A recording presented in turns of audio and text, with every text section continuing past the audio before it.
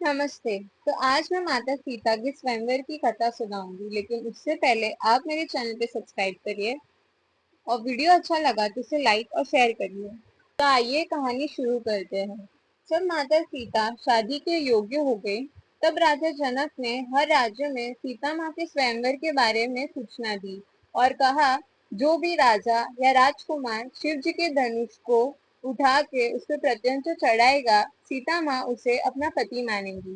राजा जनक ने शतानंद जी को बुलाया और उन्हें तुरंत ही विश्वामित्र मुनि के पास भेजा। विश्वामित्र के पास पहुंचकर उन्होंने राजा जनक की विनती सुनाई।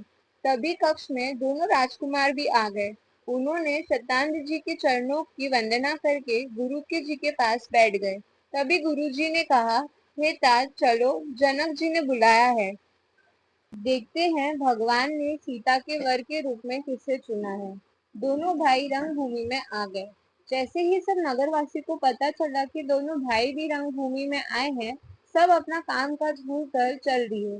जब बहुत भीड़ हो गई, तब राजा जनक ने विश्वास पात्र सेवकों को बुलाया और कहा, तुम लोग तुरंत सब लोगों के पास जाओ और उन्हें यथा योग्य आसन दो। उन सेवकों ने कोमल और नम्र वचन कहकर उत्तम, मध्यम, नीच और लघु स्त्री पुरुषों को अपने योग्य स्थान पर बिठाया। उसी समय दोनों राजकुमार वहां आए। सब उन्हें देखकर बहुत खुश हुए। अच्छे मन के लोगों ने उन्हें ऐसे देख रहे थे जैसे स्वयं वीर रस शरीर धारण किए हुए हो, और कुटिल राजा प्रभु को देखकर डर गए, मानो बड़ी भयानक मूर्ति देखी हो। छल से जो राक्षस वहां आए हुए थे, उन्होंने प्रभु को काय के समान देखा। राजा जनक, मुनि विश्वामित्र और दोनों राजकुमार को देखकर बहुत खुश हुए और वे उनसे भेंट करने के लिए गए। राजा जनक ने मुनि के चरण कमल पकड़ लिए, विनती करके अपनी कथा सुनाई और रंगभूमि दिखलाई। मुनि ने कहा, रंगभूमि की रचना बड़ी अच्छी की है। राजा जनक मुनि के ऐसे वचन सुनकर बहुत खुश हुए। शुभ अवसर जानकर राजा जनक ने सीता माँ को बुला भेजा और सब सखियां उन्हें लेकर आईं। जब सीता माँ वहां आई तो उन्हें सब देखने ही लगे। वे रूप और गुणों की भंडार थी।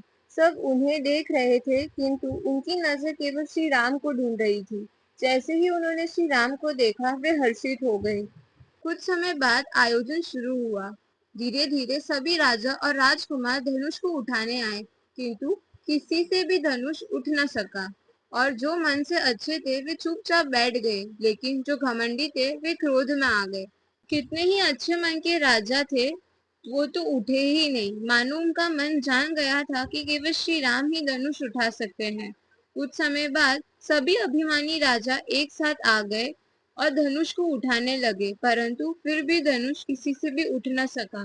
राजा जनक ये सब देखकर बहुत परेशान हो गए और क्रोध में उन्होंने यह सब रुकवाया और कहा, एक साथ आने की कोई आवश्यकता नहीं है। मुझे तो लगता है यहाँ कोई भी इतना पराक्रमी नहीं है कि यह धनुष उठा सके।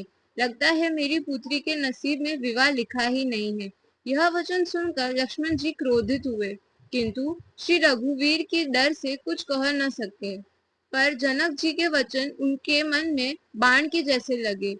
श्री राम जी के चरण कमलों में सिर नवार कर बोले, राजा जनक, आप ऐसे वचन कैसे बोल सकते हैं, यह जानते हुए कि सूर्यवंशी राम भी यहाँ उपस्थित हैं।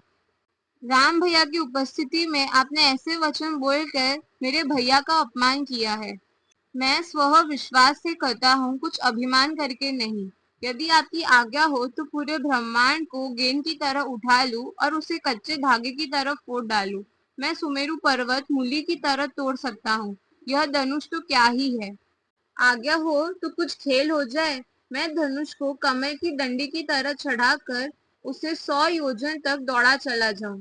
ऐसे वचन सुनकर सभा में सभी जन डर गए और सीता माँ वापस खुश हो गई और राजा जनक चौंक गए। लक्ष्मण जी के ऐसे वचन सुनकर राम जी और मुनि विश्वामित्र जी अंदर से खुश हुए और मुस्कुराए।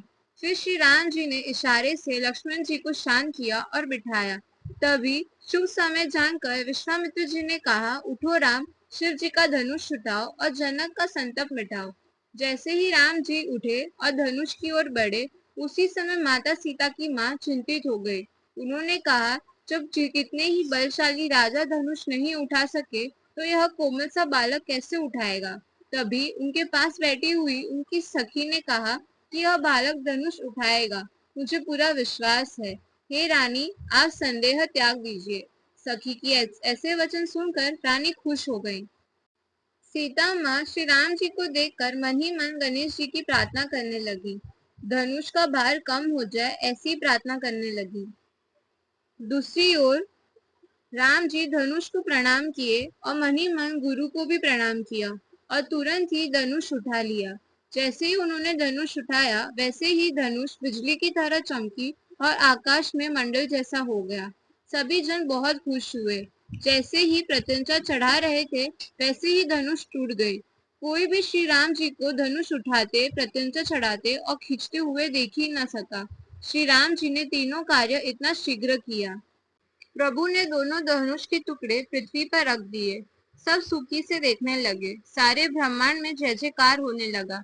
राजा जनक, रानी, सीता माँ, उनकी बहनें और उनकी सखियां सभी बहुत खुश थे।